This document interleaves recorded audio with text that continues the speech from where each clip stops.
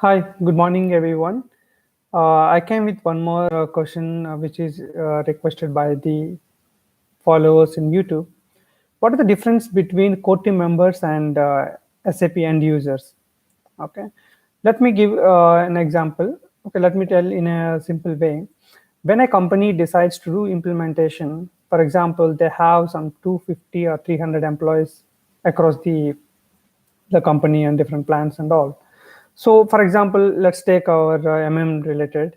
Okay, they have around 25 people working in purchasing department and maybe some 40 people working in the stores inventory area.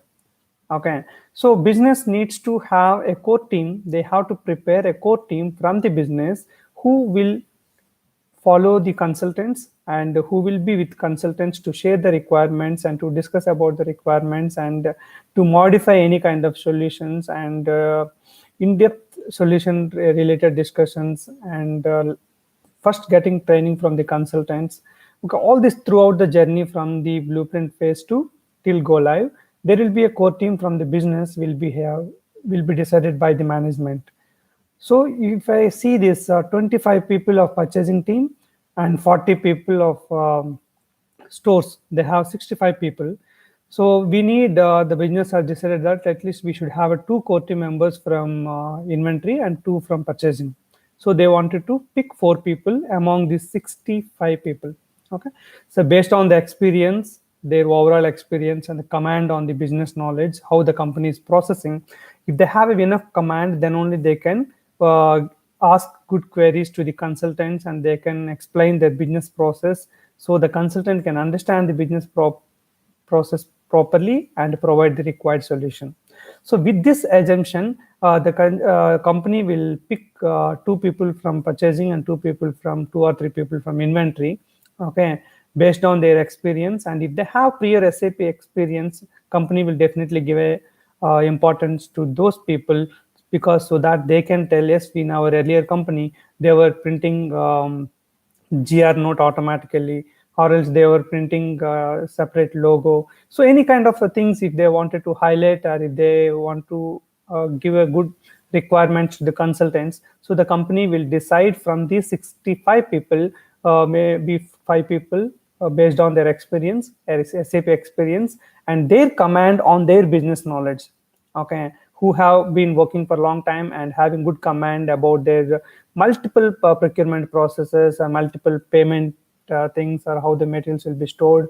So based on these things, the company will decide the people of five people, for example. So these five people have become core team members.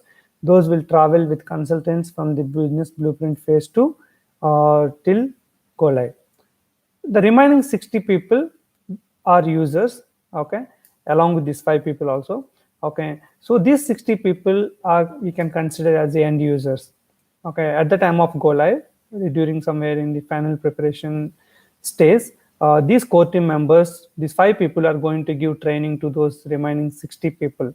Okay, so these five people, for example, a purchasing core team member will learn how to create a PO, PR, RFQ, and different types of purchase orders, and he will understand about the pricing procedure. All the depth knowledge he will get. But the end users of purchasing, for example, if an end user is working mostly for service purchase, these core team members will teach that team, the 5 or 6 or 10 people of service purchase team, they will teach how to create a service purchase order. Okay, how to create service purchase requisition. So that related transactions only will be taught to the end users.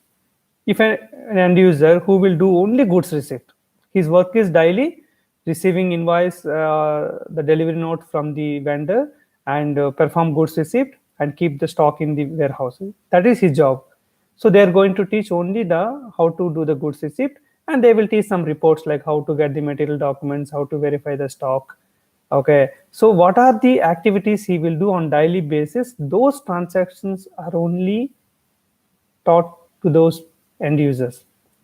Okay, so the core team members will learn all the purchasing transactions. The inventory core team member will learn all inventory transactions, but he is going to teach to the end users who are responsible for respective transactions only. They don't uh, learn all the transactions under inventory or under purchasing. So this is the difference between a core team member and end users.